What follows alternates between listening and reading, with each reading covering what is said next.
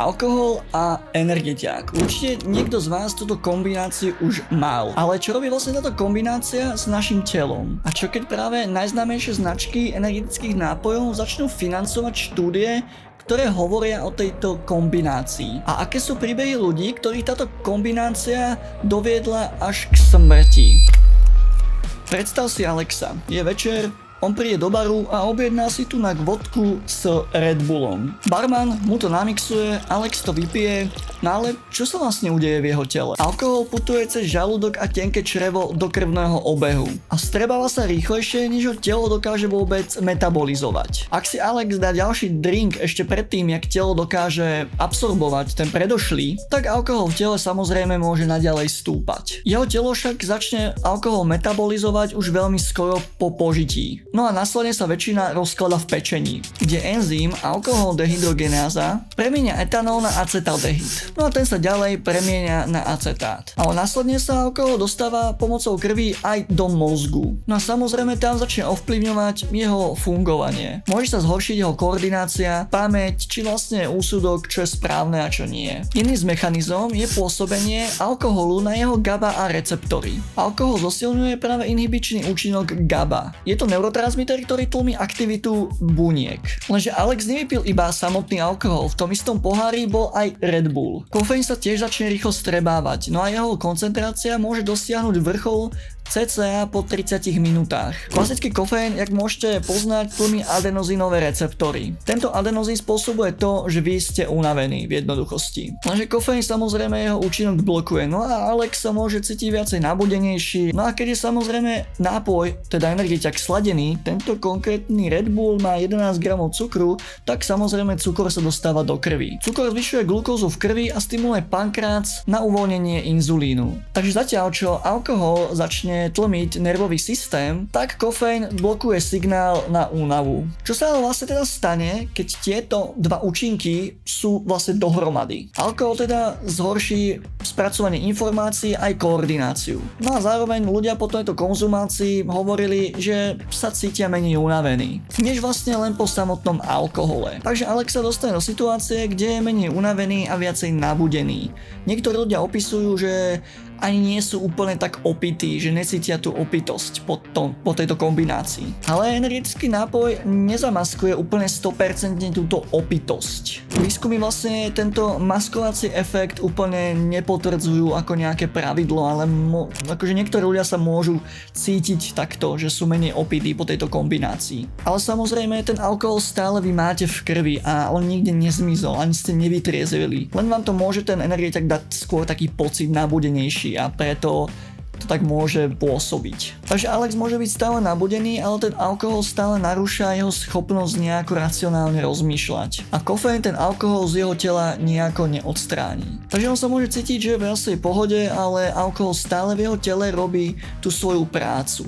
No a čím v pohode sa môže cítiť, môže ho pocítiť, že mu to vôbec nič nerobí, vôbec to nekope a je proste neopitý, tak sa môže stať, že túto kombináciu párkrát zopakuje. No a tu sa začína príbeh trochu meniť, čo keby vlastne štúdie hovorili, že táto kombinácia absolútne je bezpečná a nič to nerobí s vašim telom. A čo keď do výskumu, ktoré vlastne majú na toto odpovedať, vstúpia samotné peniaze? V roku 2010 sa v Spojených štátoch začal riešiť problém, ktorý už sa nedal úplne ignorovať. Po nejakých starých prípadoch spojené práve s nápojom Four Loko zasiahla do tohto FDA a nariadila výrobcom, aby tento nápoj prestali vyrábať a predávať. Four Loko ale nebol len taký obyčajný nápoj, ako je napríklad Red Bull, ktorý mal 80 gramov kofeínu.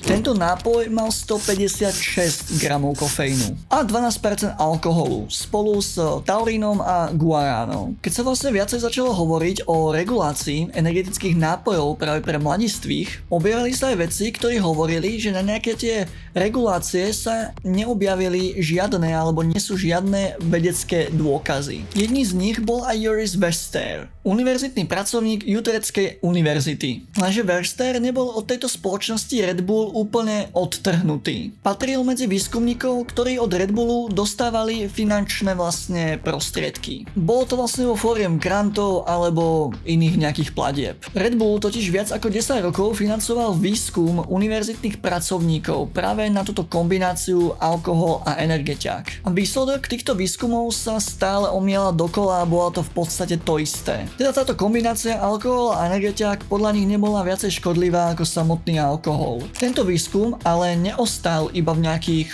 odborných časopisoch. Spoločnosť podľa zistení The Examination poskytovala argumenty ľuďom, ktorí práve rokovali s vládami o tomto tu zákaze alebo regulácii. Wester tvrdil, že na takéto opatrenia proste nie sú žiadne vedecké dôkazy. Lenže potom prišiel výskum, ktorý má vlastne túto otázku ešte lepšie preveriť a otestovať. V roku 2011 Jonathan Howland z Brooklynskej univerzity sa stretol so zástupcami Red Bullu. No a vznikla spolupráca na výskume tejto kombinácii, teda alkohol a energetické nápoje. Lenže Howlandov tým si všimol počas tejto práci nejaké určité problémy. Bol to spôsob, akým bola vlastne v pripravovanej štúdii definovaná táto kombinácia alkohol a Red Bull alebo energetiak. Podľa nich mohol podhodnocovať nárazové pitie a vlastne škody s ním spôsobené. Takže navrhli vlastne túto metodiku zmeniť, lenže Westerov tým to odmietol. No a Howlandov tým sa napokon zobrali a odišli preč z tejto tu štúdie.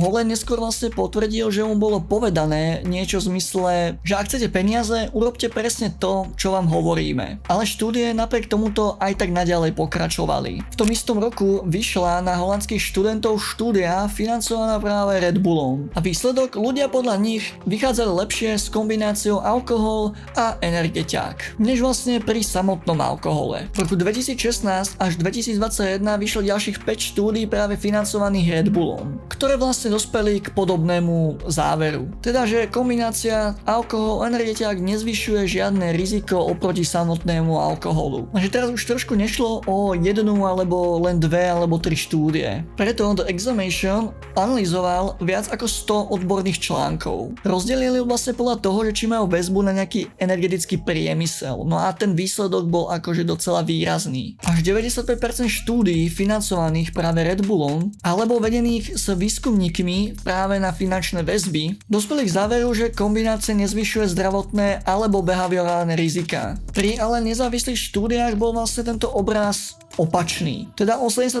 z nich dospelo práve k opačnému názoru. Tieto výsledky, ktoré vlastne financoval Red Bull, neostali iba v nejakých random časopisoch. Začali sa objavovať v materiáloch regulačných orgánov. No a samozrejme neskôr aj v politických rozhodnutiach. V roku 2021 napríklad Health Canada navrhlo, aby sa varovanie práve kombinácií alkoholu a energetických nápojmi stále vlastne trvalý. Ale samozrejme priemysel na tento návrh samozrejme namietal. No a samozrejme ako argument použil aj vedecké štúdie. Medzi nimi boli 3 práce, ktoré autori boli vlastne financovaní práve Red Bullom. A zrazu vlastne už nejde iba o tú otázku, že čo hovoria nejaké štúdie, ale ide o otázku, že čo sa vlastne stane, keď tie výsledky nie sú iba v laboratóriách, ale dostanú sa aj k reálnym ľuďom. A aký má vlastne dopad táto kombinácia na ľudí?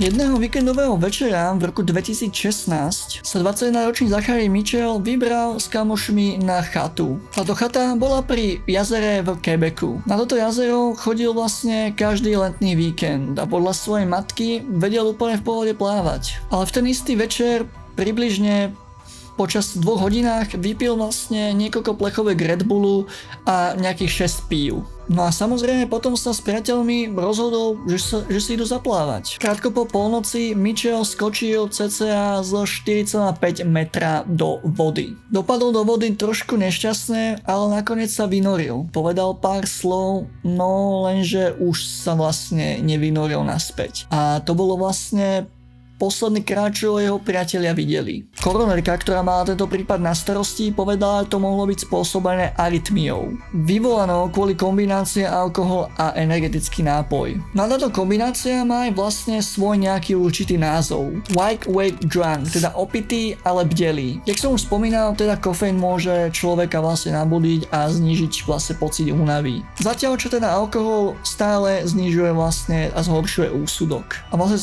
schopnosť správne vyhodnocovať nejaké tie situácie. Teda vlastne človek môže mať energiu a robiť vlastne nejaké crazy veci. Ale stále môže mať oslabený pohľad na to, že aké sú vlastne za týmto rizika. Lenže Zachary nebol iba jediný prípad. V Anglicku 18-ročná žena utrpela 3 zastavy srdca. Po vypití vlastne 10 Jäger bomb, čo vlastne znamená, že Jägermeister a nejaký energický drink. V štáte Washington 17-ročný chlapec zomrel na akutnú intoxikáciu práve alkoholom. Po vlastne zmiešaní tvrdého alkoholu s energetiákom. A to vlastne počas toho, ako hral s kamošmi videohry. A v Quebecu našli 14-ročné dievča mŕtve za školou. Po konzumácii vlastne kofeínového alkoholického nápoja s názvom Fucked Up. A pritom sa k tomuto problému vraciame už viac ako 10 rokov. V roku 2010 počas série prípadov mladých ľudí a nápojom For Loco, práve ak som hovoril, FDA zasiahla a upozornila výrobcov. Keď však v roku 2016 zomrel tunak Zachary, boli vlastne energetické nápoje v Kanade stále označené, že sa nemajú piť s alkoholom. Koronárka vlastne, ktorá mala na starosti vyšetrovanie jeho smrti, povedala, že toto nie je nedostatočné. A vlastne ešte vytlačené malým písmom. A potom prišla ešte jedna vec a Zacharyho vlastne mama povedala, že on ani ona si neuvedomovala nejaké tie problémy, čo sú spojené s týmito energetickými nápojmi. A dokonca aj nevedela, že ich Zachary pil vlastne pravidelne. Myslela si, že keď sú energetické nápoje normálne vystavené v pultoch v obchodoch, že sú vlastne v poriadku. Tu sa ten kruh vlastne v podstate uzatvára. Dostali sme sa od toho, že čo to robí s vašim telom, k financovaniu, no až k nejakým tým udalostiam, nešťastným bohužiaľ udalostiam. Ok, takže toto bude všetko pre toto videjko. Jak sa vám toto videjko páčilo, ja budem veľmi rád za odber, za like. Kľudne môžeš napísať dole do komentu, čo si ty myslíš o tejto téme a či si ty mal niekedy túto kombináciu, ako si sa cítil. Samozrejme dole v popisku máš moje sociálne siete a zdroje, skáďal som čerpal. No a my sa vidíme u ďalšieho videjka, zatiaľ sa maj a čauko.